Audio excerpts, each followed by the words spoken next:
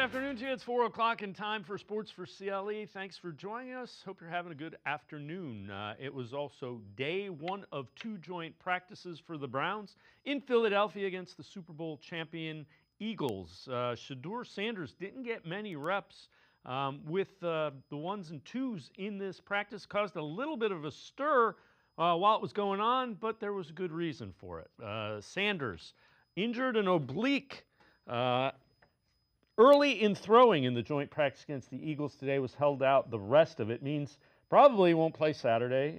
Dillon Gabriel, Tyler Huntley, likely to get some of the action. Joe Flacco is healthy. Wouldn't think that they're going to play Flacco in a preseason game like that, maybe next week. But take a look. Shedeur Sanders heading to the locker room, and he's got a nice guy taking him there. It's Jalen Hurts, quarterback for the Eagles. The two also talked for a little bit as they got near the locker room. But again, Shedeur Sanders leaves practice early in the joint practice with the Eagles with an oblique injury. We'll get an update on that tomorrow, I'm sure. The way the Browns handle injuries, I would be surprised if Sanders plays in the preseason game. Joe Flacco talked about the work that both offenses are getting in these joint practices, going against really good defenses. Listen, I think if you look at both of these teams, they got some really good players up front. That's where football starts. It starts up front. So if you can get those guys going, you have a really good shot to be a good football team. And I think we got one. So. What do you think you found out about yourselves today as an offense? You learned some things. I think we found out, like, hey, we can push through some stuff. I think we also learned that, man, we need to learn that to a certain extent. We need to learn how to push through a little bit better, and and stuff like that. But ultimately, it was good. I think it was a lot of good came from this practice. You need to have these types of days where you come out here and grind a little bit, and listen, like, we were going at a pretty fast pace here too, like on our side of the field, so we were grinding. Like, I think everybody on that field could feel that a little bit, and we want to be a team that plays with that. So that's a positive, to be able to go out there and run that many plays in that time frame and be clean in the operation. I think that was really good. I think you could feel that on both sides of the ball, where guys, it felt like we were running a lot of plays, but it went both ways. I think it was, like I said, I keep saying it, but it was a good test for us, and I think we found out that, like, hey, we got some guys that can kind of push through this if when we need to. So. We'll hear a little bit more from Flacco as well as Dillon Gabriel later in the show. Longtime Browns beat reporter Tony Grossi with his read of today's joint practice. Very sloppy day so far for the offense. At least 5 dropped passes, at least 2 penalty flags. These are in the team periods. Right. Whereas defensively, we've been able to sneak a glance over there. Myles Garrett has been living in the backfield against the number 1 offensive line for the Eagles. That's par for the course. Also, kind of a big little day for Greg Newsome isn't participating, but Miles Harden is the guy now opposite Denzel Ward. He's got an interception in one-on-ones and a pass breakup on the second play of team. Nice. So number 26 having a good start to this week. Of course, Miles Harden, late round draft pick last year, was injured, so it'll be interesting to see if he can continue to play well. Along those lines, Denzel Ward talked about what the defense's mindset is with this joint practice with the Eagles. Yeah, it definitely feels deep. I feel once that new wave of fresh guys come in on the D-line, we're still capable of getting in the backfield. So that's been fun to see, and looking forward to that still improving. Did you guys come in here with the express intention to really set the tone today defensively and kind of take it to them in a way? Yeah, definitely. I mean, that was our mindset. We're trying to take it to them and trying to work hard and get better out here, regardless whether it was hot or not. And like I said, they're a great group of guys to go against Super Bowl champs. So we just want to come out and show that we're here to work too. Denzel, Kevin talked about seeing different schemes, why this is so important for you guys, and you guys don't play the Eagles. Yeah. So how helpful is that in this preseason process to see a different scheme for you to get ready? Yeah, it's real good. I mean, it's good going against our guys, but it's kind of we see the same things every day, going against the same guys. But getting a different look and different formations, going against different receivers is helpful because that's how it's going to be during the year. We will have plenty on the joint practice. Lance Reisland and Spencer German will join us from Philadelphia. We'll hear from Brad Ward. We'll also get the Eagles' perspective, how one of their beat reporters thinks the joint practice went today. All right, let's turn our attention to the Guardians. Opened up a 3-game series against the Marlins at Progressive Field. Started the night a game behind the Yankees for the third and final wild card spot. Logan Allen on the mound for the Guardians, and he had some runs in the first inning. Jose Ramirez golfs one out into right center. That's a solo home run. We told you yesterday that Ramirez was slumping. He came out of it. Still in the first, Kyle Manzardo, other way, into the gap and gone. Another home run, 2-0 Guardians. Second inning, still 2-0. Brian Rocchio, RBI single down the right field line. 3-0 Guardians with the lead. In the fifth, things get a little bit sloppy. Dane Myers by a diving Rocchio and then out into left field, throwing air by Kwan, allows a second run to score, makes it 3-2. Hernandez up, and Kwan will have to play this one. It's an RBI double for Hernandez to tie it up at 3. Still tied at 3 in the 8th. Jose Ramirez unties it, second home run of the game. Guardians win it 4-3, still a game back of the Yankees for that final wild card spot. Same two teams tonight. Game 2, it will be Gavin Williams going for the Guardians. Yuri Perez, young, talented starter, gets the start for the Marlins. We're going to step aside, take a quick timeout. Lance Reisland from the Plain Dealer cleveland.com is up first from Philadelphia. Sports for CLE. I'll be right back. Stay with us. You got so much to do, it's got you feeling blue. Put a little flag in your day, 'cause it's fun all over the state. So come on, great games wait for you and me, the Ohio Lottery. Put a little flag in your day, put a little flag in your day.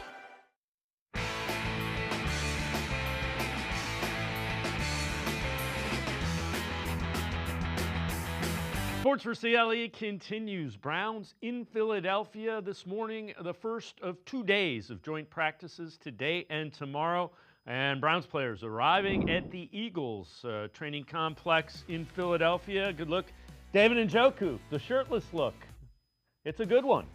Browns team getting loose, getting ready to go against the defending Super Bowl champions. There's Shedeur Sanders before the oblique strain, getting loosened up down on the field. And of course, when you are facing the Eagles, that means Jalen Hurts, Super Bowl MVP, quarterbacking the other team. Let's welcome in Lance Reisland from the Plain Dealer as well as cleveland.com. Lance, you are in Philadelphia, joining us after the practice. Some takeaways, biggest takeaways from the first of 2 days of joint practices. Well, obviously the injury to Sanders was huge, right? Because now they're in a situation where they're kind of the quarterback position has become who's left, right? So Flacco's healthy, so he's playing. I thought today would have been a huge day for Sanders. Obviously, Gabriel played. He was up and down today. He had made some really good throws. He made some really good throws in the red zone. For me, the thing I noticed most offensively was the use of movement since Tommy Rees has been here. So lots of motion today, created a clear picture for those quarterbacks. The defensive backs played well. Both defensive lines were pretty dominant today. Dallas Goedert was very tough to cover for the Eagles, and you can see where Harold Fannin kind of fits that mold moving forward. But pretty good day. They ran a lot of plays. The guys toughed it out. Mason Graham was very good. Like I said, the defensive line was very good. They fought through some heat today. It was very hot out there, and I thought they competed very well. So, you know, we've heard a little later in the show, we'll hear from some Eagles beat reporters. They thought the Eagles kind of won the day, but it wasn't a dominant performance, and that the Browns defense looked pretty good, which is that's a huge check mark. If you can look good against that offense of Philadelphia, this defense could be what we think it is. Yeah, that front seven's really, really good. Now, it's funny in a joint practice, whether it's high school, college, or pro, it's really hard to almost pick a winner sometimes because of situational stuff and things they're doing. Defense starts on their own 3-yard line, they give up a touchdown, but really it's just situational stuff. I thought the idea of competing and seeing what you got against a really good, obviously, organization in the Eagles was what they did best today. Every drill was competitive. Browns won a bunch of reps, and so did the Eagles. So I would say in terms of what they both wanted to get out of it physicality wise, I thought both teams were pretty good. The defensive tackles for both teams were really dominant today. It was hard to run inside for either team. Browns did a little bit better on the edge when they were running the ball, but again, I thought it was a very highly competitive scrimmage. Win or lose, I just thought they got out of it what they needed with the heat and the toughness and the amount of plays. They ran a ton of plays. Was there anybody that flashed? Anybody that you thought, boy, they had a good day? Yeah, I thought Deontay Johnson and Jerry Jeudy were outstanding. Jerry Jeudy, once again, continues to get open. Flacco made some really good throws. He's very steady in there. Deontay Johnson, you can see kind of when he's going against another team, high-level team, you can see his all-star kind of caliber of play. He was really good in his routes today, really good at closing the gap on the defensive backs, ran a bunch of really good comebacks, good digs. Those in-breaking routes Kevin likes to run. So I thought those two receivers were really, really good. Denzel Ward covered very well. And I would say that defense as a whole was very good. Non-tackling, it wasn't full tackle. Are you still able to get the work in that you want to do? I'm guessing that's to minimize the risk of injury.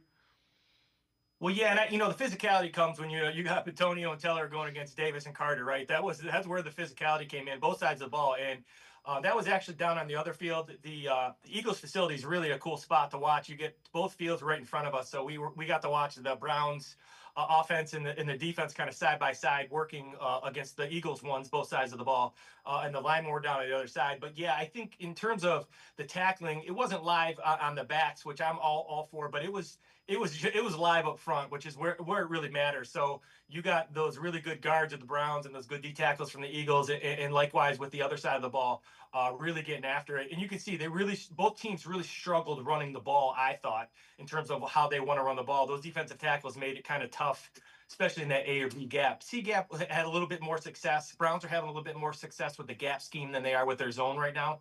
But again, I thought up front both teams were pretty physical. You mentioned Johnson. He's a guy that just he's playing well. I would imagine he's kind of cementing himself as somebody that's going to be a factor in this offense.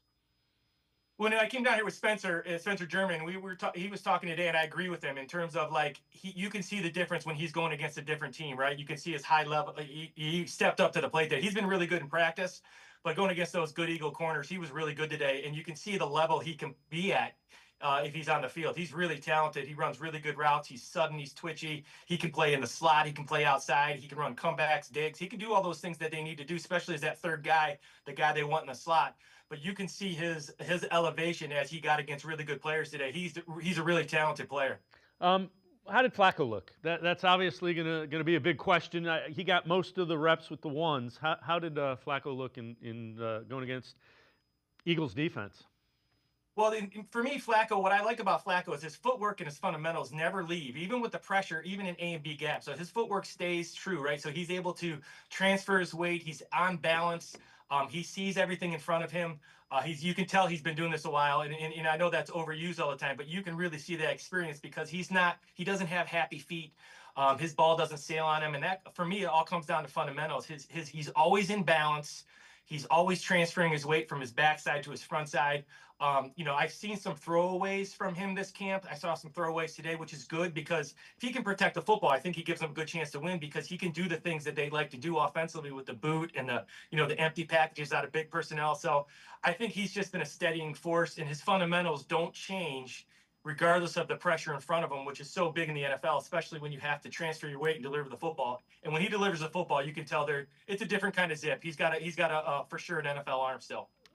Is there anything that was concerning? So things that they need to clean up for tomorrow's day 2 of joint practices? Well, I would say the thing that's concerning is you have this quarterback competition, right? And everybody's getting some looks, and I'm a big believer in football that you get a chance, when you're given an opportunity and you make the most of it. I was sad to see Sanders not practice today because I thought he played really well last Friday, and you'd like to see him out there competing. The more competition, the better. I think, obviously they need to clean up some of their spacing issues and all that stuff that comes from practice in a situation like this. So I think the biggest correction will be tonight when they're watching film with their spacing and is everybody going to the right spot, and do we understand where we're supposed to go with the football, and are we outside in front, leverage, all those kind of things, all those small fundamental things that kind of get lost when you get in live action.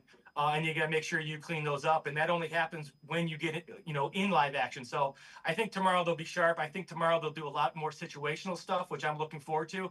But yeah, I thought, just the idea of continuing to move forward and fix the things that you need to fix on the film that none of us can see. Was it really good defense or some sloppy offense or a little bit of both?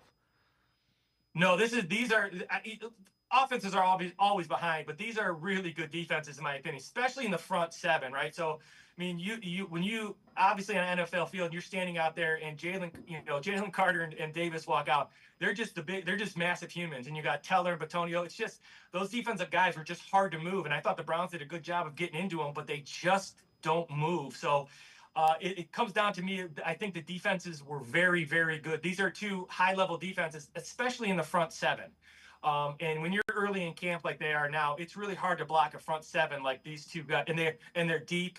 The Philadelphia second offensive line struggled with the Browns defensive defensive line. So just a lot of, I would say, more quality defense than poor offense. It's just really good front sevens. That's only going to help both of these teams moving forward. What about secondary? We're kind of looking to see what happens with MJ Emerson being down. I know Greg Newsom's banged up. Did anybody show out in the secondary that deserves to get another look?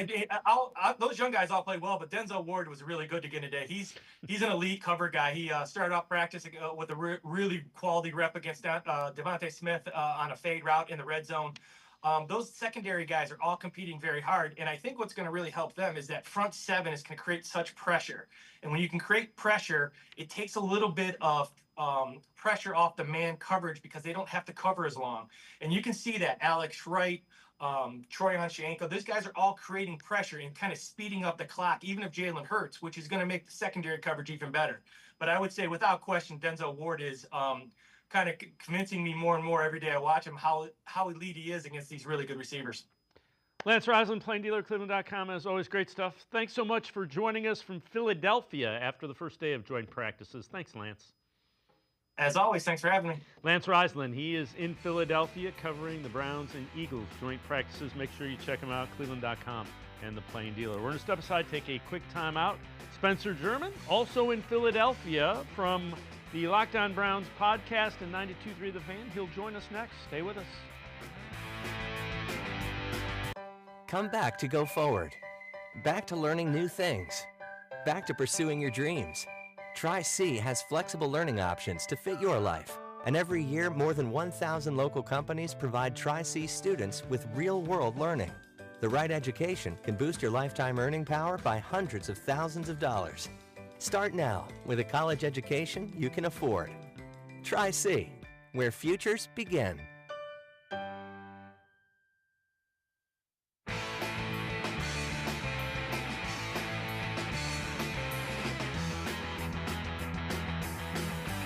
We continue talking Browns on Sports4CLE. Browns wrapped up the joint practice with the Eagles in Philadelphia. That's where Spencer German joins us from, 92.3 The Fan, Cleveland Browns on SI, Locked On Browns podcast.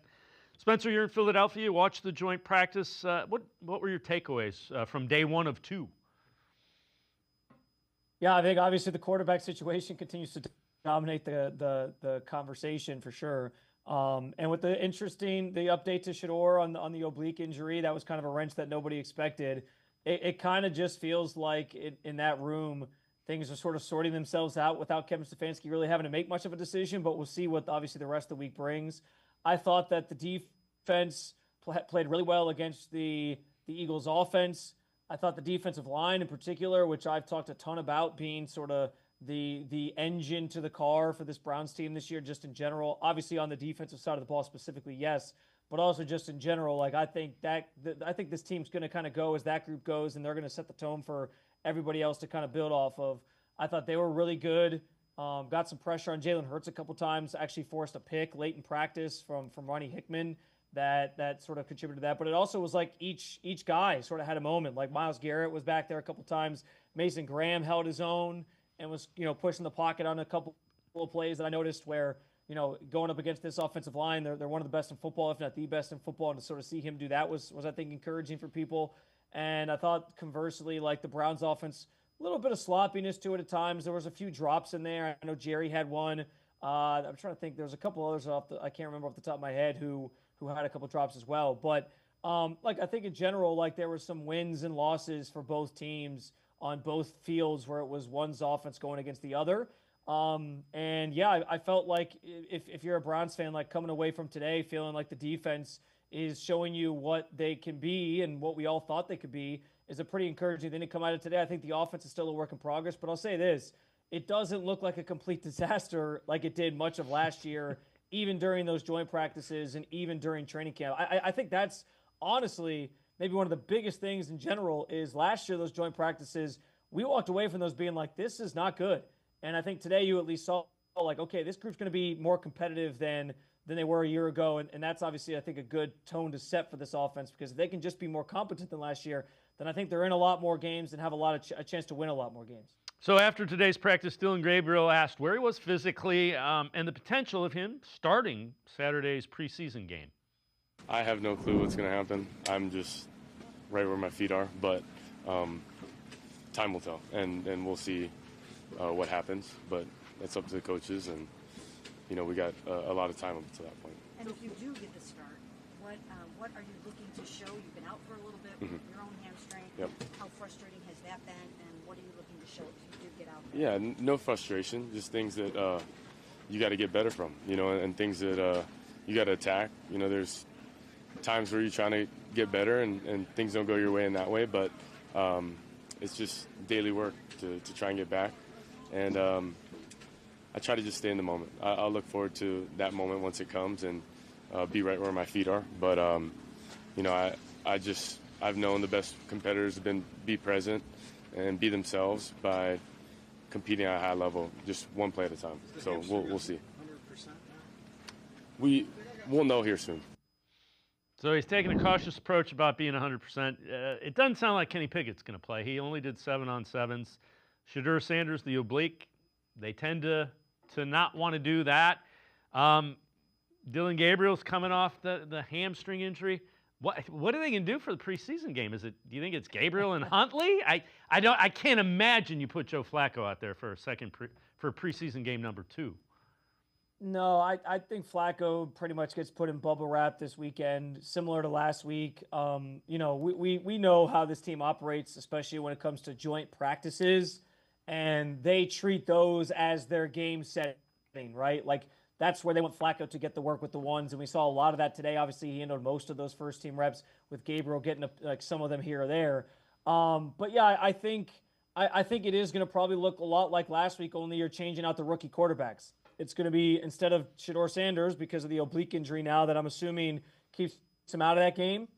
Again, just an assumption at this point. We'll see what tomorrow brings, but those aren't necessarily injuries that just like overnight are going to feel like a lot better where you feel like you can play a football game a couple of days down the road. And it's also the preseason, so why force him out there if he's not 100% and risk further injury?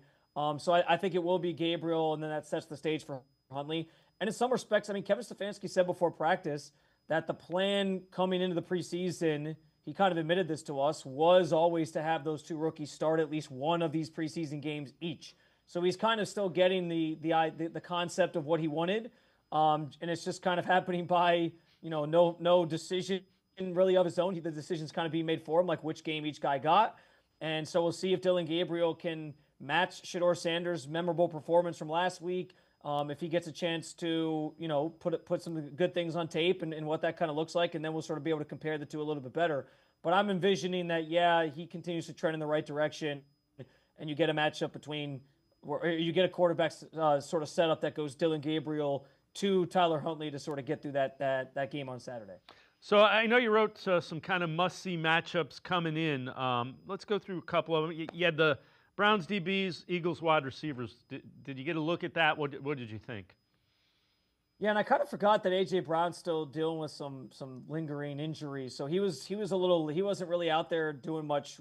He's still limited with the Eagles here at camp. So not a lot from him. But I know Lanza mentioned this as well. But there was a matchup early on in one-on-ones where Denzel got like a really good rep on Devontae Smith and broke up a pass and made a really nice play. It was cool to kind of see him and Devontae sort of talking off on the side after that session, and just kind of pick each other's brains on like what he's looking for from a DB, what Denzel's looking for from a receiver. And I asked him about that afterwards, and I think it's kind of interesting just to see like what those conversations tend to be like. I thought Denzel held his own like he tends to do. He was part of the reason the defense, I thought, had a good day. I think I would have liked to see more of Greg Newsome. But I understand he's still dealing with the shoulder injury. And yeah, I think some of the other guys, I mentioned Ronnie Hickman made a nice interception, and there were some other moments for some of those secondary guys. I thought Cameron Mitchell had some bad moments and some good moments kind of mixed in. But it's a good setting for sure to get those guys reps against a really good receiving core and some ones that are out there for the Eagles that can obviously do some damage. And I think one thing I think we also noticed was that they struggle a little bit with still guarding tight ends, and they didn't really have many answers for Dallas Goedert today, and I think that was pretty evident as well. So the other one, Browns defensive line, Eagles offensive line. We've talked a little bit about that.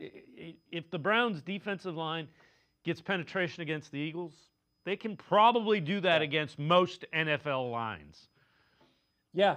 And in the piece, I mentioned specifically like Mason as a part of that. Obviously, as a whole, like I wanted to see what this defensive line would do. But Mason going up against what everyone's touting as the best offensive line of football, arguably. And I know there was obviously no Landon Dickerson in there, so that's something that they're dealing with as well. But I thought he held his own, and for a rookie to show you that, I think was impressive. But it was that whole group up front for the Browns that I thought had a really strong day, and again sets the tone, I think, for this defense to be able to have that bounce back season that everybody's thinking they're going to have. The offensive line against the Eagles defensive line, and again, that's a huge one. Is there a little bit of hope with the offensive line that they might be getting closer to what they were 2 years ago instead of what they were last year? I think there is some hope. I thought they held. I keep using the phrase "held their own," but I felt like they did some nice things today. I think they protected the quarterbacks relatively well in pass protection. The run game continues to still be something that I think is still figuring itself out and getting going, though.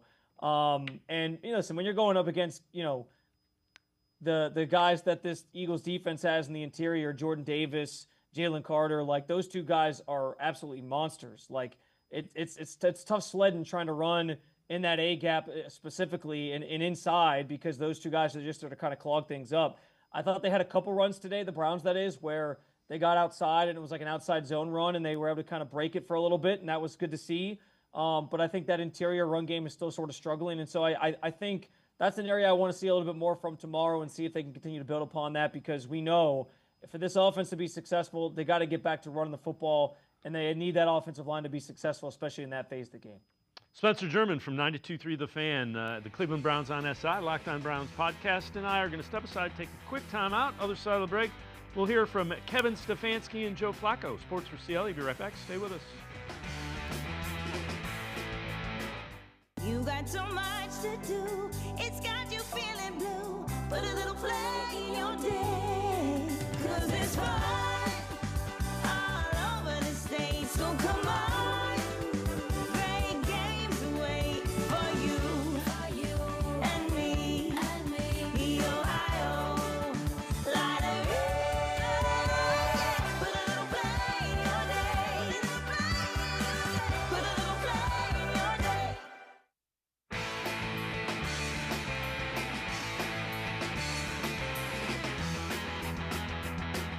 We continue talking Browns with Spencer German from 92.3 The Fan and the Locked On Browns podcast. Kevin Stefanski, Browns head coach, before the practice today, asked about Myles Garrett's speeding ticket over the weekend where he was going over 100 miles an hour in Strongsville. Extremely disappointing. It's been addressed with Myles, with the football team. He needs to slow down for his safety and the safety of others. Spencer, this is coming off an accident where he flipped his car 3 years ago. I know you've kind of dealt with this on the Locked On Browns podcast. Is this becoming a concern? Yeah, and I want to preface this the same way I did with the Shedeur Sanders situation back in June, where he got the 2 speeding tickets in the course of like 2 weeks. I don't think generally speeding tickets have to be, some indictment on a person or a player in this instance or whatever. Like they are minor offenses in the grand scheme of things, and the most important thing is that obviously everybody's okay and he didn't flip another car, all that type of stuff. But what I think is different when we're sort of comparing the two situations, it's like Shedeur Sanders, yes, okay, not familiar with Cleveland, first of all, and the stretch where Miles got this ticket is where one of the tickets that Shedeur Sanders got also happened. And it's the same stretch of the highway that everyone always points out. There's always cops there, guys. You got to learn that pretty quickly. And so Miles at this point should know that. But I also think Miles at this point should just know better in general. And that's the biggest difference. It's okay, Shedeur's a young kid. We all do dumb stuff when we're young. And we can sort of look past that as long as it doesn't become a trend the same way that it has with Miles. I mean, everyone was pulling up the receipts on how this is the 8th time he's gotten a speeding ticket since he entered the NFL. Obviously, you mentioned the accident from a couple years ago, which was absolutely you saw the images of his car, and it was pretty remarkable that he came away mostly unscathed from the entire situation and his passenger. And, Miles talked at the time about how that was a learning lesson for him and an opportunity to sort of get better as a person and, learn from his mistakes. And clearly that hasn't necessarily resonated. So again, it doesn't have to be the end of the world, but when you're talking about the player who has had repeat offenses with this now and is the player that also flipped the car like we talked about and is, by the way, the highest paid player on your team who just, forced the team's hand to get this massive contract over the weekend, who the owner did challenge to be a more prominent leader and do things the right way and lead by example. And that's the biggest, I know Miles isn't the rah-rah guy, but the easiest thing he can do is just lead by example, do the right things on and off the field. And, this sort of is a setback against that idea that Miles kind of has to uphold that type of person and leader on this team. So, yeah, I think it's disappointing. Again, we don't have to dwell on it and talk about it for weeks on end, but I do think it's just sort of further evidence that, Miles maybe isn't the leader that people think he should be. And that, I think it does speak a little bit to just the organization as a whole, lacks that leadership, because the guy that you're sort of turning to, the highest paid player on the team, the face of the team in a lot of respects, is still doing things that are questionable. So, we move forward. Miles, I'm sure, is going to show up on the field on Sundays, and that's the most important thing. But yeah, I can understand where Kevin and the organization probably are a little disappointed that it happened to that player specifically, who is kind of the guy they look at to set the tone on these types of things. So Joe Flacco, after practice today, on how the Browns can improve after taking a look at what they did today in joint practices. I think you do that every time you go and look at the tape as you're trying to clean stuff up. But like I said, I mean, ultimately, you're here to kind of find out a little bit about yourself and grind a little bit and have a tough day. And I really do think that when we look at the film, we're going to be able to find out a lot about, what we are, and then just going through that together and, having a good, like I said, good, tough, competitive practice. I think it was a good day for us. Did you sense a difference in intensity from last Wednesday to this Wednesday, the one in Carolina today?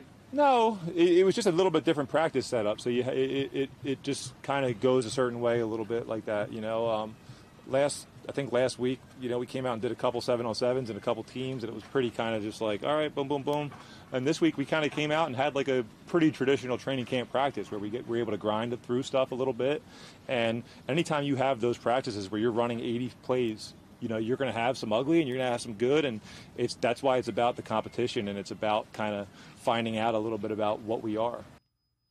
Yeah, and you know what, Spencer, from what we're hearing, it's encouraging. That might be the best word. Yeah, I love Joe. He just gives such a different perspective on a lot of different things. He had a really good answer to a question about, just what teams, how these joint practices help teams prepare for the regular season and what you kind of get out of it. And I think he actually always brings a pretty, introspective thoughts to these topics. Unlike, Kevin Stefanski, who keeps it very baseline at times. So I appreciated, his openness on just like how things have gone differently and the comparison of it from this week to last week and what today sort of brought to the table and how they're going to sort of improve upon it tomorrow. Listen, we know it. Kevin Stefanski's talked about it over the last couple of years with how these joint practices are so valuable to them and what you get out of them. I think these are the settings that really sort of set the tone for how the team is going to be when they put the balls out there on the field on week one and kick it off and start to play football. This, I think, sets the stage for that. Like next week will be your dress rehearsal, your final dress rehearsal. The ones will probably play a lot in the preseason game, or at least a good portion of the preseason game.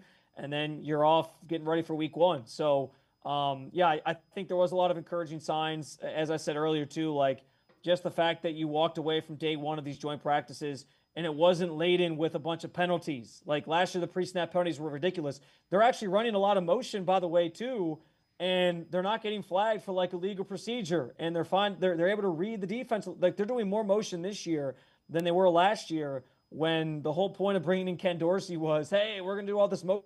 We're going to do all these fun things with the passing game. And they couldn't even get that offense off the ground last year. So again, I understand people like to watch these practices or hear about these practices and determine like, well, who won and who lost. I don't think it has to be so cut and dry and simple. I think it really can just be about two teams coming together and in a setting being able to work on certain things and get better as a whole. And like, yeah, there's going to be some bad plays, but how do they learn from it and then go out tomorrow and execute it? Or how do they even learn from it in that practice setting? And I think you are seeing those things from both the offense and the defense for the Cleveland Browns after day one. Day two tomorrow, you're going to be there. What are you paying attention to? What would be encouraging signs? And then, we'll flip it. What would be, we got to be worried about that. Yeah, I think obviously the quarterback rotation will continue to be the big thing everyone's monitoring the most. Does Shedeur get back out there? Do they kind of limit him again? Is Kenny Pickett, does he take any steps towards participating in 11-on-11s? I'm going to assume not, but we'll have to sort of see what tomorrow brings. And I think that would also paint the picture of what we talked about earlier, like who is starting on Saturday. And what's interesting too about like before we knew Shedeur was hurt, it kind of just felt like they used the day to get Dillon Gabriel ready or kind of get Dillon Gabriel caught up in a way. And so then once we found out about the injury, it made a little bit more sense, but certainly feels like Dillon Gabriel is being now set up and poised to start on Saturday. So we'll see what that looks like tomorrow. I want to watch a little bit even more of the defense than I did today. I was kind of trying to go back and forth between the two fields. I do my best with that, but I am only one person, so it's hard sometimes to catch every play. Just continue to see, like, can the secondary bounce back from some moments, especially against Dallas Goedert? Like, how do they defend him a little bit better? And I want to see if the offense can – I thought the offense, like, they had a few plays. Dillon Gabriel threw 2 touchdowns today. But I thought, like, I want to see a little bit more explosiveness and some plays like that are more successful than just sort of like the check downs and things like that. And if they're able to, come back after watching some tape and say, okay, now we know how to exploit this a little bit better and do some different things. So we'll see what adjustments are made on the offensive side of the ball and if they can, push the ball downfield a little bit more. And frankly, I want to see if they can get that run game going a little bit better, because that's the big thing that's going to set the tone on offense for this team moving forward is just how important that piece of the pie is for the offense and what they're trying to do this year in Kevin Stefanski's system. All right, before I let you go, second preseason game Saturday at 1. Obviously, all eyes will be on Dillon Gabriel, assuming he starts. You want to see that. Yeah. Who are some other guys that you are just that you think flashed in the first preseason game that you want to see more of? Certainly more Carson Schlesinger. He was really good, I thought, in the first preseason game.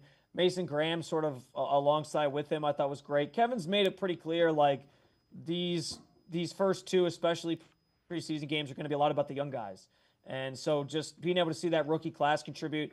I keep going back to the run game. Like, I was surprised Dylan Sampson didn't get more involved in what they were trying to do on offense last year. I know there was the one pass to him that I think he dropped, and then there was, I think he had like one run play that he was sort of brought in for. But trying to see more from him. Just kind of starting to get a sense of, like, down the roster, who's going to fill certain voids. I think the defensive line, there's going to be some tough decisions made on, like, who stays and who goes. That's both at the defensive end spots and the interior spots.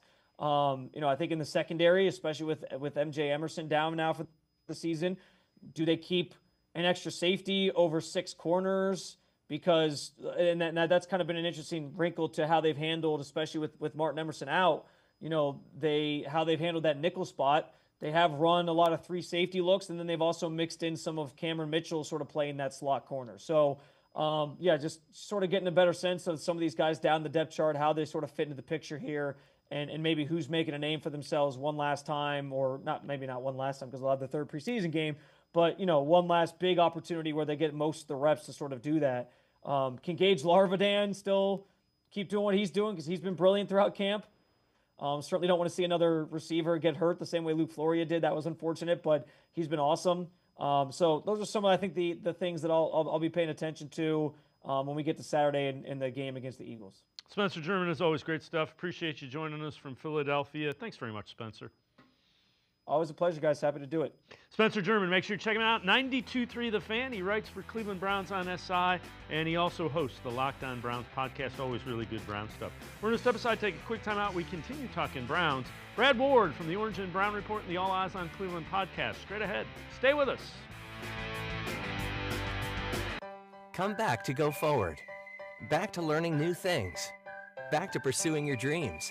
Tri-C has flexible learning options to fit your life. And every year, more than 1,000 local companies provide Tri-C students with real-world learning. The right education can boost your lifetime earning power by hundreds of thousands of dollars. Start now with a college education you can afford. Tri-C, where futures begin.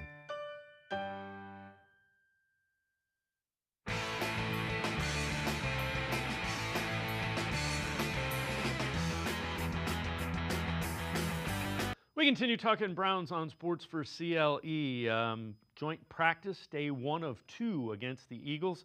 Eagles beat reporter Elliot Shore-Parks was at the joint practice. Here is how he saw things today. Here's a moment you all been waiting for. It was a win for the Eagles. Now, I would not say it was an impressive win. This reminds me of the win over the Carolina Panthers last year, where they got the win, and they were the better team for sure, and there were a few moments that made them get that win. But it could have easily been a loss, and it was probably not the best performance they wanted against, let's be honest, inferior competition. So why did they win today? They won today because of the defense. The defense was good, I thought, against a bad Browns offense. They held the first-team quarterbacks, which was predominantly Joe Flacco, some Kenny Pickett, but to 13 of 19, no touchdowns, didn't pick them off, but there were a lot of passes that sailed. I thought there were some good pass deflections that happened.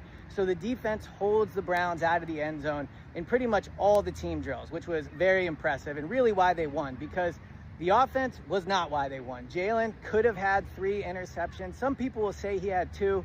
I thought he only had 1 based off of 1 pass. Probably he's sacked before he throws it. But the bottom line is the offense wasn't what you wanted to see. Going against a Browns defense that's not great. They had a fair amount of snaps inside the 25. Now they did have 2 touchdown drives, which is probably why they won the day. So if you wanted to put a score on it, it might have been like 14-0, honestly, where you hoped it would have won by more. The game could have been a blowout for the Eagles, but I didn't think it was their best day. So I think the Eagles win today, but tomorrow they got to be better. They got to come with more energy. I thought the Browns had more energy on today. I thought that the Browns came in wanting to send a message, and the Eagles are so talented that they won, but I thought the Browns were the more competitive team today. Let's welcome in Brad Ward from the Orange and Brown Report, the All Eyes on Cleveland podcast. Brad, if the Browns defense, particularly the line, caused problems for the Eagles offense, that's a great sign. And the other thing I'd remind you, there's a lot of younger guys in skill positions on that offense. So the offense, we knew it's going to be a work in progress.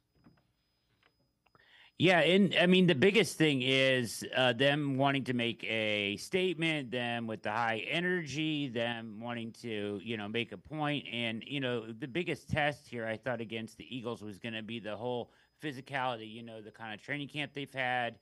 They have to win that way this year.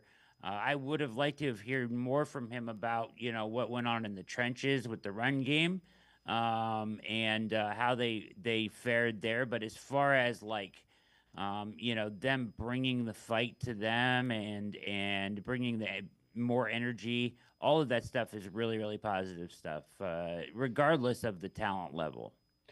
So before the practice today, Kevin Stefanski, which means before the Shedeur Sanders oblique injury, was asked about updating Kenny Pickett, Dylan Gabriel, both coming back from hamstring injuries. No major update. Kenny will continue to be in there in 7-on-7. Dylan's doing better and will continue to get more team reps. Is he on track to potentially play? I think we have to get through today and tomorrow, Daniel, before I know that for sure. Is there a live tackling period? No. It's no fun being hurt. And Kenny, unfortunately, is rehabbing and doing better and getting better, and he's doing a great job. You saw him in that 7-on-7. I thought he had some really nice moments in the 7-on-7. So he's doing a good job. Of course he wants to do more. I want him to do more, but we'll be very, appropriately conservative with that injury. In terms of body of work, evaluating your rookies in particular, does the practice against the Eagles and game against the Eagles weigh heavier than the Panthers? Yeah, I think all these reps, Tony, are so important. I don't want to say a rep from a week ago in a team period wasn't important. I think they're all important. Obviously, they're different here in the practice setting because this is a defensive scheme that our guys don't know. These are players that our guys don't know. So, of course, you think about those reps differently, but we're really taking an approach here where everything matters. Every rep matters. So, Brad, you heard. Doesn't sound like Pickett's going to play. The way he's talking about being overly cautious would lead you to believe Shedeur Sanders isn't going to play with an oblique. So it's basically Dylan Gabriel, Tyler Huntley. There's no way I think Joe Flacco sees the field against the Eagles. No, I can't imagine. I don't know if we'll see Flacco at all in the preseason, to be honest. That's kind of Kevin's MO there, with his starting quarterback. Maybe a series in the last game. I doubt it, though. He's seen plenty of football, Joe has, to get going. But I think probably what we're looking at on Saturday is, I guess it depends on what the medics say about his hamstring, right? I was going to say that he probably gets the same 50 snaps or so that they carved out for Shedeur on Friday night. But now you give that to Gabriel, that now that Sanders is out with the oblique, right? We're expecting him to be out. I can't imagine that he would play. So that's what I think they would want to give Gabriel, like the same amount of workload there, and then let Huntley take the whatever's left over at the end of the game there. The question is, can his hamstring, they feel, comfortable giving him 50 snaps with his hamstring and where he's at in his recovery. If he's full go, then yeah, I think he plays into the third quarter similar to the way that Sanders did. Yeah, I would agree. What are you paying attention to in the second joint practice tomorrow? And then who are you looking forward to in addition, obviously Dylan Gabriel, but who are you looking forward to seeing if they flash again in the second preseason game? So, main thing in the joint practice, once again, I'm going to go back to the trenches. It's all about, can they run the football, right? And I know they don't do a ton of that in these situations. It's a controlled environment. But are they winning at the point of attack? Are they getting any push on the offensive line? I think that they, made it pretty clear that the defensive line did well today, and I can expect that to continue. On Saturday, I'm watching everything. Wide receiver is an area that you've got to watch. Is Gage Larvadain going to make a push, Caden Davis, and make this team? Is there better options off the roster at this point? I don't know. Can Larvadain be a good enough return man to push DeAndre Carter's usage or need on this roster off? Those are things I'm kind of watching for. Definitely watching the secondary really closely. The transition after Emerson, I have not seen a ton from Mitchell that has made me feel great so far. I think Harden had a pick today, or I think I heard that right. Yep. So that would be a good sign from him because, you need one of those guys to step up in the nickel. If not, you're going to have to figure some things out with these veteran safeties and play big nickel or dime or whatever, however you're going to approach it. But you've got to find some answers on the back end here as far as life without Emerson back there. Yeah, I'm with you. The other thing I'm curious is these young guys, the guys that are like the 6th and 7th defensive ends, the 5th defensive all those guys look like they can play. So I just keep getting into the backfield, and we'll sort it out at the appropriate time. 100%. Cameron Thomas, and then Aiden Huntington, UDFA, both flashing, looking really good. Julian Okwara got 2 sacks on Friday night. I mean, these are guys like 6'7" in the 8, 9 in the depth on that defensive line. So they have a lot of really good players and good pass rushers there. Probably their strongest area on the team by far, I would think. Brad Ward from the Orange and Brown Report, the All Eyes on Cleveland podcast. Now I can step aside, take a quick time out. On the side of the break, we'll talk a little bit more about UDFAs, and we'll also hear from Denzel Ward. Sports4CLE, be right back. Stay with us. You got so much to do, it's got you feeling blue. Put a little play in your day, 'cause it's fun all over the state. So come on, great games wait for you and me, the Ohio Lottery. Put a little play in your day, put a little play in your day.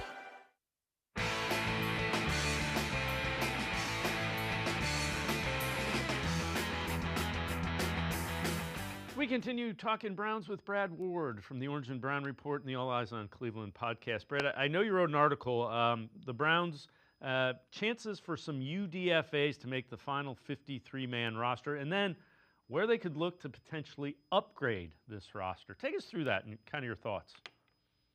Yeah, so it's pretty interesting. I dove into some other data that I found in regards to guaranteed money given to UDFAs and kind of how that is a predictor for these guys making rosters. The 3 guys that got the most guaranteed money when they signed with the Browns were Donovan McMillan, the safety, Aiden Huntington, previously mentioned, and cornerback Lamarius James. So those were the 3 highest paid, guaranteed money just to show up or be a undrafted free agent and signee for the Browns this year. All 3 guys have been very good, and along with guys like Gage and some of the wide receivers and so forth. But Huntington, I think, has a real shot to make this team. He looks weird at number 66. He just does. He needs a new number badly. But he is a terrific pass rusher, a really, really good athlete, plays special teams. They even had him on punt return. And this is a big dude running down the field. Donovan McMillan, I think, is challenging for a spot to make this team as a safety. A previous UDFA, guy in his second year as a UDFA, Chris Edmonds, I think may even be in front of him. I think has a really good shot to make this roster as a safety depth.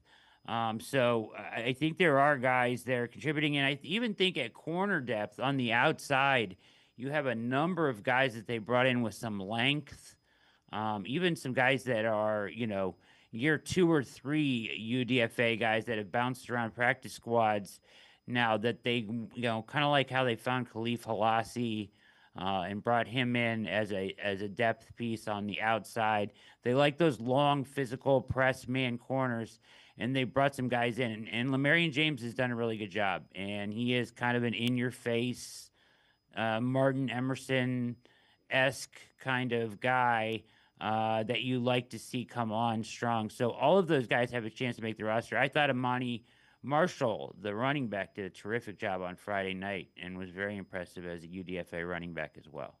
What you about, mentioned where to improve. Yeah. Where are you thinking they might look to improve?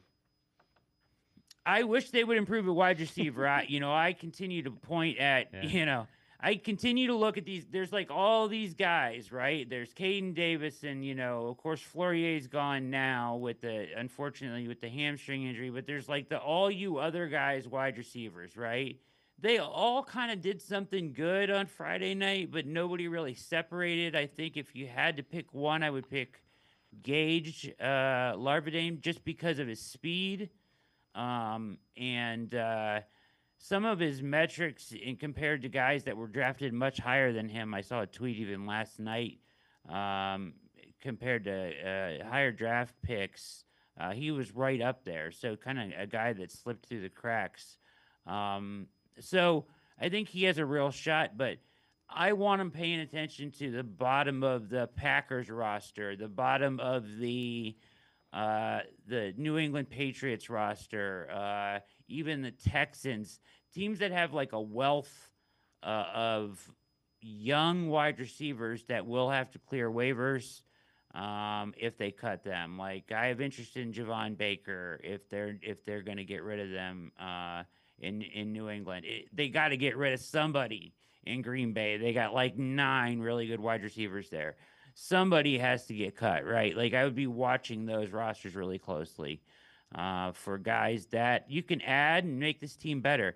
I am of the belief that you don't need a DeAndre Carter. Like you've got to be able to find somebody nowadays with the impact that at least the kickoff seems to be less of an impact. I know they're trying to make it more, but it seems to be less. Dave, like, do we really need to carry just a kick returner? Can we have a guy that can do, two things? That's where I'm at. I'm firmly in this. Stop carrying corners that can't cover as special teams aces, and stop carrying just kick returners on this team. Find guys that can do both. Yeah. The other thing I'd say is one of those young D linemen that's not going to make the team. Go trade him and get a guy that maybe somebody likes, but they need a defensive piece that the Browns have. The other thing, Denzel Ward asked about the opportunity that exists in that secondary at cornerback with the injury to Martin Emerson Jr. and what it could mean for Greg Newsome. Yeah, definitely. I mean, he's ready for it. He's ready for the moment. But, yeah, a lot of guys got a lot of great opportunities. Cam Mitchell, all those guys with our guy MJ going down. So great opportunity to be starters in this league and be out here and be a player for this team. So looking forward to seeing how all that plays out. You kind of alluded to it. They need a big physical guy because you now have DK Metcalf in your division. You've got Chase, who's kind of physical, T. Higgins, who's big and physical. You're going to play those guys. You better get a DB that can be physical. Yeah, especially with the way they want to, press and play a lot of man-to-man and play a lot of single high man stuff more than anybody in the NFL the past few years. So you definitely need that, and that's what Emerson has provided. Now, they also need a nickel that can cover too, and I don't know what's going, as I already mentioned, that is more of my concern. I actually think Greg Newsome played his best football, Dave, maybe when he was a rookie and he played on the outside. And there was the whole thing where they asked him to go inside and he did it as a good teammate, and then he didn't want to do it anymore. And then Jim Schwartz promised him that he wouldn't have to, do as much run fit. He said he felt like a linebacker with all the run fits playing in the nickel and stuff. And he is a good outside corner, and we've seen him, Denzel misses a couple games a year. He goes outside and doesn't miss a beat. So I think he'll actually do really well on the outside. My concern primarily really comes now, can Cam Mitchell step up? And so far, it hasn't been great. Early returns are scary for me. I did not think he looked good on Friday night. I don't know if Miles Harden is the guy. It may end up being like Rayshon Jenkins and DeMonte Casey that you have to keep in the safety room and get creative with your 3 safety packages to have guys that can cover in that slot.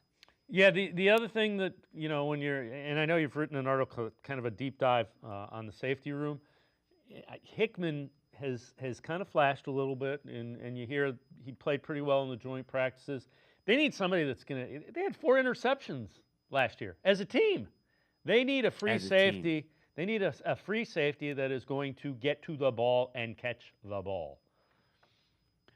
Yeah, I mean, when I was out of camp, Dave, I was surprised at this. When I was out of camp, and a guy that I just keep hearing his name over and over, and I thought he played tremendously on Friday night. They want Hickman to win the free safety role, right? Delpit the lock. They want Hickman to win it. But Chris Edmonds, when I was out of camp, never left the field. I mean, he was out there with the ones, the twos, the threes. He's all over the place. And he's in his second year, and I think they like him a lot. I think he's going to end up making the roster. So he is another guy that he's not a box safety, but is always around the ball back there. So maybe you get a guy there that can create some turnovers. He was around the ball a lot on Friday night as well. So yeah, they've got some players. Yeah, you know what? You went free agent with John JJ the 3, and then you went free agent with Juan Thornhill, and those were disasters. So give me a UDFA that can pick the ball off, and I'm happy. You said it, man. Anything that it takes, the free agent, high-profile free agents that look like a perfect fit, we're not. So maybe it's the opposite that works out this time, right? So yeah, I mean, him and Donovan McMillan are guys to watch for sure on the back end of this defense that could make the team and make an impact as well. Brad Ward is always great stuff. Appreciate the time and the insight. Thanks for joining us, Brad. You're the best, Dave. Thank you for having me. Brad Ward, make sure you check him out. You can read him, Orange and Brown Report. He also is the co-host of the All Eyes on Cleveland podcast.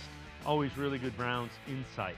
That's going to do it for this edition of Sports for CLE. We'll see you back here tomorrow at 4 o'clock. Day 2 of joint practices in Philadelphia.